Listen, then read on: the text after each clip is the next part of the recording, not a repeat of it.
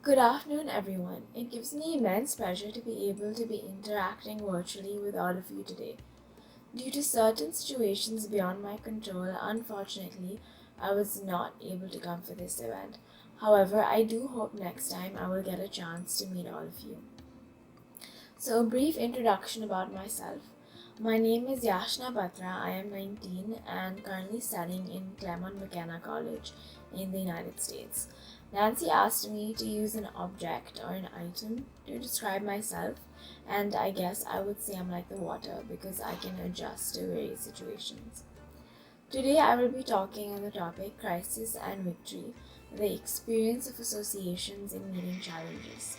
I have my own initiative termed Selflessly Yours, which aims at educating children about their rights, about various governmental and non governmental schemes for their welfare, as well as facilitating other NGOs in this sector with their activities. So, first, I would like to tell you all a bit about how Selflessly Yours started. When I was 14, I started volunteering at a shelter home for runaway girls and boys called Asha Gray. There, I used to go and teach children math, science, and help them out with their homework. But one day, we decided to do something different and just talk about life stories and aspirations and dreams. It was those 2 hours spent at Asha Gray that made me realize I was living in such a shell and there was so much more out in the world. I heard heart wrenching stories about emotional, physical, and sexual abuse that the children suffered from. But despite all that, they still wanted to achieve so much more in life and they were so brave. And that made me want to do something for the children. It made me want to impact their lives positively. So I started by consciously making an effort to meet them every week and to know more about children and violence against them. I started attending conferences of the Indian Alliance for Child Rights as an observer. This really enhanced my knowledge. And finally, to take more concrete steps, I launched Selflessly Yours 2 years back with the help of my friends from high school. Since then, Selflessly Yours has launched various programs such as the mentorship program called Bodybuilding, which is based on Big Brother, Big Sister in the US. We've launched fundraising events, workshops, talks by UN representatives, image consultants, and recently we also launched a women empowerment program. And I am very happy and humbled to say that today, Selflessly Ours has expanded and we have opened another center in South India in Bangalore. Starting an organization at such a young age of 16, 17 with the help of my friends was definitely very hard, and we faced several challenges on the way. Firstly, I would say one of the biggest problems we faced was being taken seriously by adults. A lot of people had this mindset that we're still kids. We don't exactly know what we're doing, our passions keep on changing, and hence the work that we're doing with Selflessly Ours won't last. Because of this, initially, it was very difficult to get help and recognition from other organizations working in this area. We really had to make a mark and show that we were very dedicated.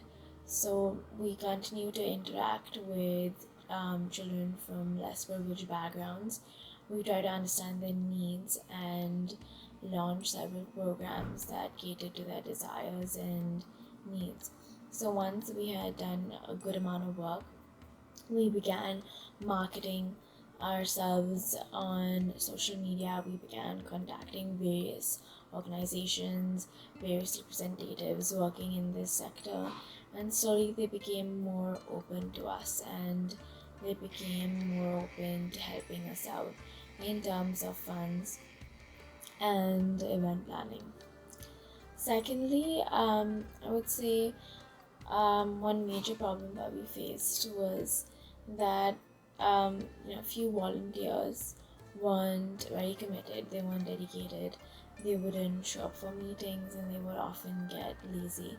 This was also a very unique problem, I'd say, because it placed me in a sort of awkward situation because the volunteers were not only high school students who were my age, but some of them were also close friends of mine. For example, we launched this mentoring program where high school students had to mentor underprivileged children. So they had to meet them weekly, and a lot of students wouldn't show up for meetings. So me and my team decided that instead of individually confronting people, we would, lay down general rules such as if you aren't able to come for 3 consecutive meetings, you won't be able to participate in the program. However, you will be accommodated elsewhere, such as lecturing students once in 2 weeks about their rights. And after this, some volunteers on their own backed out due to time constraints. Thirdly, we didn't really face much of a problem getting volunteers, but we did face problem having a continuous influx of volunteers. So for that, what we did was we marketed on social media a lot. Social media really helped us in this aspect. Second, we partnered and collaborated with other student-run organizations. So if any of their volunteers wanted to work with us, they could come and help us. And if any of our volunteers wanted to help them, they could go and help them. So that was one good way of solving that problem. Through my work with Selflessly Yours, I've realized that every day is a learning experience.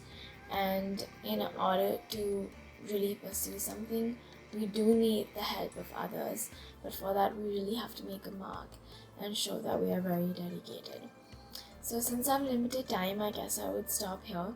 I want to thank Nancy and Yai again for giving me this opportunity.